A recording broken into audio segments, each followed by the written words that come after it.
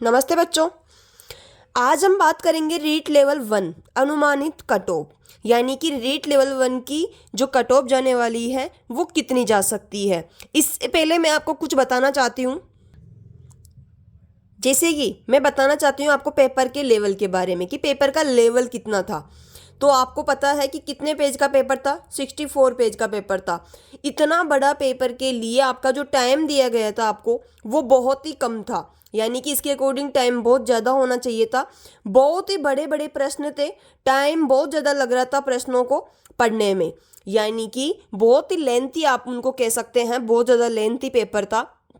अब इसके अंदर क्या क्या पूछे गए हैं आपको पता हो तो क्लास 9th और 10th में एक बुक चलती है कला संस्कृति की, जो कि हिस्ट्री से संबंधित है या जीके से संबंधित है। उसमें हिस्ट्री ज्योग्राफी सभी पोर्शन है।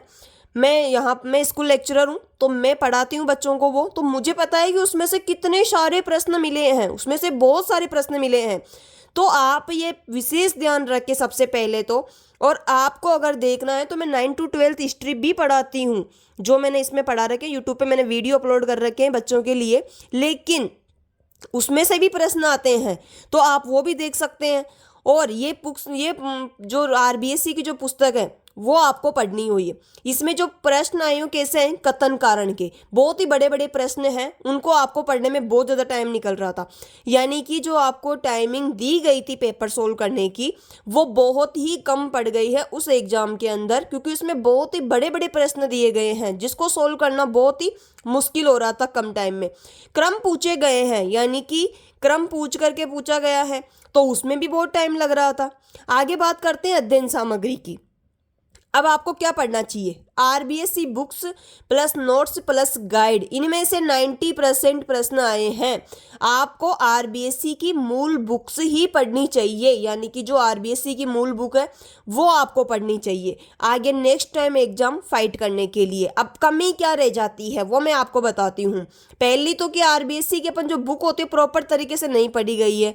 दूसरा, हर टॉपिक को पढ़ने के बाद आजकल जो प्रश्न आते हैं ना, आप ये हैं जैसे एक पेज है, इसको आपने पढ़ लिया, इसको पढ़ने के बाद में आप सोचो कि इसमें से अगर मैं एग्जामिनर होता तो मैं क्या क्या प्रश्न पूछ सकता हूँ। तो आप ये सोच के देखो कि मेरे को कैसे कैसे प्रश्न आ सकते हैं, या मैं किस तरीके के प्रश्न पूछ सकती हूँ या पूछ सकता हूँ। तो आप उसमें से खुद से प्रश्न बनाना सीखो सबसे पहले बात। तो आपका जब लेवल इतना हो जाएगा ना, इतने अच्छे से आप पूरा लेवल कर लोगे ना, फिर आपको कोई नहीं रोक सकता है एग्जाम फाइट करने से। आगे एक गलती क्या होती है विभिन्न भर्तियों की, भाई साहब एलडीसी आ गई, शुरू कर दी पढ़ाई, वीडियो की वैकेंसी आ गई, शुरू कर दी पढ़ाई, राजस्थान पुलिस की वैकेंसी आ गई कांस्टेबल की, शुरू कर दी पढ़ाई। ठीक है, राजस्थान पुलिस पढ़ने लग गए। पटवारी की आ गई, पटवारी पढ़ने लग गए, जो कि आपकी सबसे बड़ी गलती है। ना इसमें सिलेक्शन होगा, ना इसमें सिलेक्शन होगा, ना इसमें होगा, ना इसमें होगा, ना ही शिक्षक भर्ती में होगा।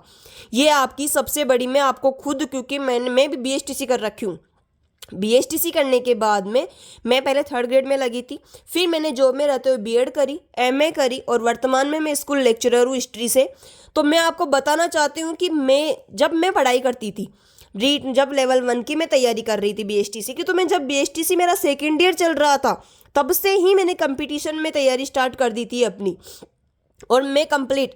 लेकिन मेरे साथ की जो मेरी फ्रेंड थी वो क्या कर रही थी, उस टाइम में हाईकोर्ट एलडीसी वैकेंसी आई, शुरू कर दी। इसी के बीच में राजस्थान पुलिस की आई, शुरू कर दी। मतलब उनका फिक्स नहीं था कि हमें तैयारी किसकी करनी है, लेकिन मेरा गोल फिक्स था कि मुझे 3rd ग्रेड की ही करनी है, रीट लेवल 1 की मेरे को करनी थी। रीट लेवल उस टाइम रीट चल रही थी, तो रीट लेवल 1 की ही।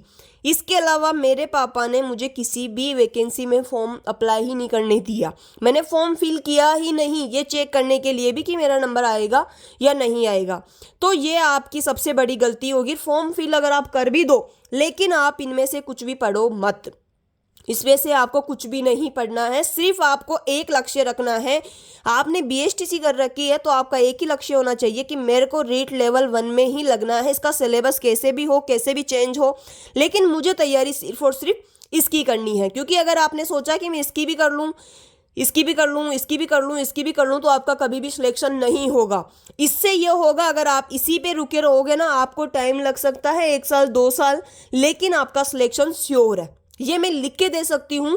अगर आप ये सोच के पढ़ रहे हो कि मुझे सिर्फ और सिर्फ थर्ड ग्रेड में ही रीट लेवल 1 में ही लगना है, उसके बाद में भले ही आप अपनी ग्रेजुएशन कर लो, आराम से अपनी बीएड वगैरह कर लो, लेकिन अगर आपको जॉब लगना है तो आपको 1 साल 2 साल, और मैं लिख के दे सकती हूँ 2 साल के अंदर आप प्रॉपर तरीके से अगर इसकी तैयारी कर लोगे ना, आपका श्योर सिलेक्शन है, अगर आप कर रहे हो तो। और आगे मैं आपको फिर बता रही हूँ, जो पेपर हो गया उसको छोड़ो, उसको फालतू में बार बार देखने से कोई मतलब नहीं है। जो कि पेपर का लेवल था वो सभी के साथ में हो गया, लेकिन मैं फिर भी कह सकती हूँ इसमें बहुत सारे ऐसे स्टूडेंट हैं जिनके अभी अच्छे नंबर आ रहे हैं, और उसका कारण पता है क्या है? सिर्फ एक कारण है कि उन्होंने डट करके सिर्फ और सिर्फ रीट लेवल 1 की ही पढ़ाई करी है, सिर्फ और सिर्फ इसी की तैयारी करी है, तो उनके अच्छे नंबर आ रहे हैं। आप लोग कह रहे हो कि भाई साहब 105 के ऊपर किसी के नहीं है, लेकिन मैं कह सकती हूँ दावे के साथ में ऐसे बहुत से स्टूडेंट निकलेंगे जिनके 105 से ऊपर नंबर है, 105 से ऊपर क्वेश्चन उन्होंने सही करे हैं,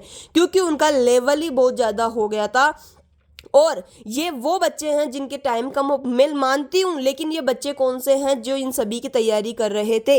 ये सिर्फ और सिर्फ इनकी तैयारी नहीं कर रहे थे। तो आपको लिख के दे सकती हूँ, ये दिमाग में मत बैठाना कि इसकी जो कट ऑफ जाएगी वो कम जाएगी, किसी भी हालत में नहीं जाने वाली, क्योंकि सीट इस बार बहुत कम है, ये आपको अच्छे से पता है। लेकिन मैं आपको ये कह सकती हूँ, जो आगे आने वाली जो वैकेंसी है वो बहुत बड़ी वैकेंसी आएगी, क्योंकि डीपीसी अटकी हुई है बहुत सालों से थर्ड ग्रेड से सेकंड ग्रेड में जाने वालों की, तो उसमें बहुत भारी संख्या में डीपीसी होने वाली है, बहुत ही बड़ी वैकेंसी आपके सामने आने वाली है। और अभी भी मैं कह रही हूँ, इन सबको छोड़ करके आप सिर्फ और सिर्फ इसकी तैयारी करो, आपका श्योर सिलेक्शन हो जाएगा, आपको कोई नहीं रोक सकता है। आपके बूढ़े माँ बापों की तरफ देखो, उनकी सिचुएशन क्या है, क्या जिंदगी भर आप तैयारी करते रहोगे? क्या आपको जॉब नहीं लगना है? आपको थोड़ी बहुत ये सोचना है कि सिर्फ और सिर्फ, लेकिन मेरे कहने से आज से ही अगर आप इसको पढ़ना चाहो, बस सिर्फ और सिर्फ रीट लेवल 1 की ही करो। मैं आपको फिर कह रही हूँ, किसी भी और एग्जाम की आप तैयारी मत करो अगर आपको जॉब लगना है तो, और अपने मम्मी पापा का सपना पूरा करना है तो, क्योंकि घर वाले कब तक पैसे लगाते रहेंगे? कब तक आप उनको सताते रहोगे? कब तक वो ये वेट करते रहेंगे कि हमारा बेटा या हमारी बेटी भी जॉब लगे, हमारे भी सपने सजे? तो ये आप सोच करके सिर्फ और सिर्फ इसकी तैयारी करो। और जो ये हिस्ट्री की जो 9th-10th की जो बुक है कला संस्कृति की, इसकी क्लास में लेके आऊंगी आपके सामने, और बहुत ईजी तरीके से जो फैक्ट है, जो क्वेश्चन पूछे जाते हैं वो मैं बनाऊंगी। और आप चाहो तो चैनल को सब्सक्राइब कर लेना, ताकि आपको प्रत्येक वीडियो मिल जाए या नोटिफिकेशन मिल जाए। ये आपके ऊपर डिपेंड है, मैं नहीं कहूँगी कि आप सब्सक्राइब करो, आपकी मर्जी हो। आपको जानकारी अच्छी लगे तो आप सब्सक्राइब कर लेना, नहीं लगे तो कोई बात नहीं है। लेकिन मैं ये कहना चाहूँगी कि आप सिर्फ और सिर्फ इसकी तैयारी करो। अगर आपको जॉब लगनी है तो ये फालतू के प्रचंडों में मत फंसो कि मैं इसमें भी लग जाऊँगा, इसमें भी लग जाऊंगा। इसमें सभी का सिलेबस अलग अलग है भाई, सभी का सिलेबस अलग अलग है, तो आप कैसे जब इसकी तैयारी कर रहे हो तो इनमें सिलेक्शन हो जाएगा? सिर्फ और सिर्फ आपका टाइम वेस्ट होगा। उस टाइम को अगर आप इसमें लो, इसमें ही दोगे, तो आपका ये मैं कह सकती हूँ कि आपका सिलेक्शन जरूर हो जाएगा। लेकिन अगर आप इस टाइम को बांट दोगे इन वैकेंसियों के अंदर, तो आपका सिलेक्शन कभी भी नहीं होने वाला है। अब मैं आपको अनुमानित कट ऑफ बताने वाली हूँ, जिसके कम है, अगर उससे आपके कम है तो आप छोड़ दीजिए, आपका सिलेक्शन नहीं होने वाला है। सच आपको पता है कि सच कड़वा लगता है, लेकिन मैं सच बोलूंगी, उससे नीचे नंबर आपके हैं। बहुत सारे बच्चे ऐसे हैं जो उनसे ऊपर जा रहे हैं, यानी कि उनका सिलेक्शन है। तो आप छोड़ दीजिए और नेक्स्ट वैकेंसी की तैयारी कीजिए। रीट लेवल 1 की अनुमानित कट ऑफ मैंने बनाई है, बहुत सारे बच्चों से मैंने बात करी है, अच्छे नंबर आ रहे हैं। और मुझे पता है उनके अच्छे नंबर आने का सिर्फ और सिर्फ एक रीजन रहा है कि उन्होंने कंटिन्यू सिर्फ और सिर्फ रीट की तैयारी करी है। आपको पता है बीएसटीसी के अंदर मेल और फीमेल दोनों की कट ऑफ सेम जाती है। अगर आपके जनरल के अंदर मेल और फीमेल दोनों के 107 से 112 के प्रश्न बैठ रहे हैं तो ही इसका वो देखना। अगर इससे कम नंबर आ रहे, इससे कम प्रश्न अगर आपके सही हो रहे हैं, तो आप कंपटीशन से बाहर हो चुके हो। फालतू में अपना टाइम वेस्ट मत करना। ओबीसी की अगर बात करूं, मेल फीमेल की 102 से 107 प्रश्न के बीच में रहने वाली है, इससे कम किसी भी हालत में नहीं जाने वाली है। ईडब्ल्यूएस की मेल फीमेल की 100 से 105 के बीच में, एससी मेल और फीमेल की 95 से 100 के बीच में, एमबीसी मेल और फीमेल की 98 से 103 के बीच में, और एसटी मेल फीमेल की 90 से 95 के बीच में अगर आपके प्रश्न सही हो रहे हैं तो ही आपका सिलेक्शन होने वाला है, अदरवाइज आपका सिलेक्शन नहीं होने वाला है। इसको छोड़ करके आप नेक्स्ट वैकेंसी जो आने वाली है उसकी तैयारी कीजिए। और मैं फिर कह रही हूँ कि ये जो बटे हुए हैं लोग अलग अलग वैकेंसियों में, आप मत बटिए। अगर आपको अपना जो गोल है वो अचीव करना है तो आप सिर्फ और सिर्फ इसके ऊपर ही ध्यान रखिए, आपका श्योर सिलेक्शन हो जाएगा। और अगर आप बट गए तो फिर वैकेंसी आ जाएगी, चाहे कितनी बड़ी वैकेंसी आए, आप फिर बाहर हो जाओगे। और कब तक आप बाहर होते रहोगे? क्या जिंदगी भर बाहर ही होते रहोगे? क्या कभी सिलेक्शन नहीं लोगे? अपने मम्मी पापा के सपने पूरे नहीं करोगे? तो आप अपना लक्ष्य स्मार्ट स्टडी के थ्रू कीजिए। एक लक्ष्य रखिए अपना कि मुझे सिलेक्शन इसी में चाहिए।